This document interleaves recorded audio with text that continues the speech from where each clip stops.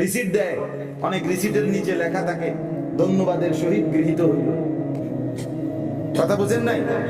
ধন্যবাদের সহিত কি করা হইল? কৃতজ্ঞতার সহিত গৃহীত। আল্লাহ তাআলা বলে, বান্দা তোমার আখিরাতের প্রত্যেকটা আমল আমি আল্লাহ নিজে কৃতজ্ঞ চিত্তে তোমার থেকে নেব। আমি বিনিময় দেব, আমি বিনিময় দেব 100 তাহলে আখিরাত চাইবে যতজন, পাবে কতজন?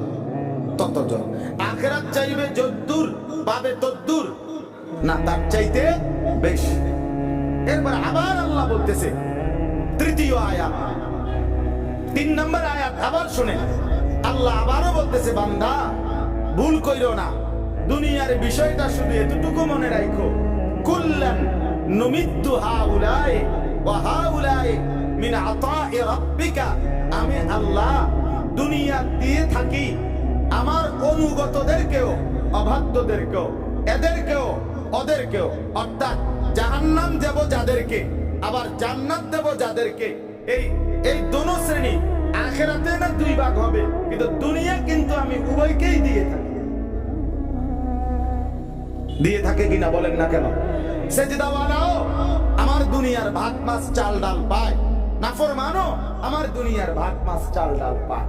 সেজদাওয়ালার ঘরেও স্ত্রী সন্তান আছে, সেজদাবিহীন নাফরমানের ঘরেও স্ত্রী সন্তান আছে।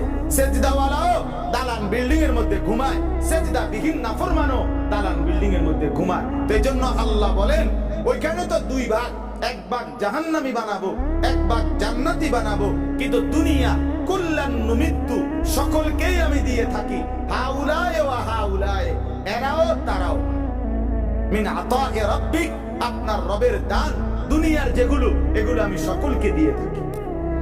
ওমা কানা আতা'উ রাব্বিকা মাহজুরা, দুনিয়ায় আপনার রবের দান, অর্থ সম্পদ, বাড়ি, দালান, ক্ষেত, ফসল, আসমান, জমিন, চন্দ্র, সূর্য, আলো, বাতাস, রোদ, বৃষ্টি, আগুন, পানি, আল্লাহ বলেন এগুলো আমি কারো জন্য নিষিদ্ধ করি না, সবাইকে দিয়ে থাকি। ডাকলেও দেই, না ডাকলেও দেই, অনুগতকেও দেই, অবাধ্যকেও দেই, ইমানদারকেও দেই, নাফরমান বেঈমানকেও দেই, মানুষকেও দেই, জন্তু জানোয়ার, কুকুর বিড়াল শুকরকেও দেই। তাহলে এটা কোনো আশ্চর্য কিছু না আমার বাপ, এটা কোনো আশ্চর্য কিছু না, এটা মনে রাখা যায়। দুনিয়া পাইছেন আপনি কিংবা আমি, তেমন আশ্চর্য কিছু পায় না। আজকের দুনিয়ায় কাফের আর বেঈমান আরো যদি ক্ষমতা পায়, আরো যদি অর্থবিত্ত সম্পদ আর প্রাচুর্যের মধ্যে পড়ে থাকে, তারপরেও এটা কিছুই না। কারণ আল্লাহ তাআলা বলছে দুনিয়া একদমই সামান্য, একদমই সামান্য, একদমই সামান্য, অল্পক্ষণ। দুনিয়া কতক্ষণ? অল্পক্ষণ। আমি প্রায় বলি যে আল্লাহর তাড়াতাড়ি আর আমরার তাড়াতাড়ি সমান না, সমান না।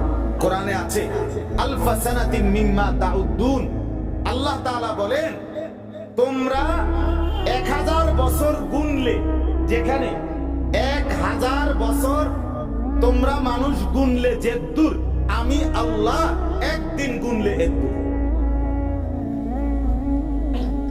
আলফা সানা, আলফা। তাহলে আপনি বলেন আল্লাহর তাড়াতাড়ি আর আমার তাড়াতাড়ি সমান? কথা বলেন না?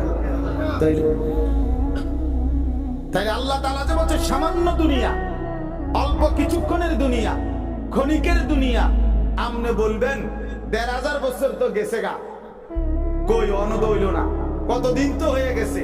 না, আপনার এই সামান্য, আপনার 1500 বছর আল্লাহর হিসাবে তো 1.5 দিনও হয় নাই, তাই না?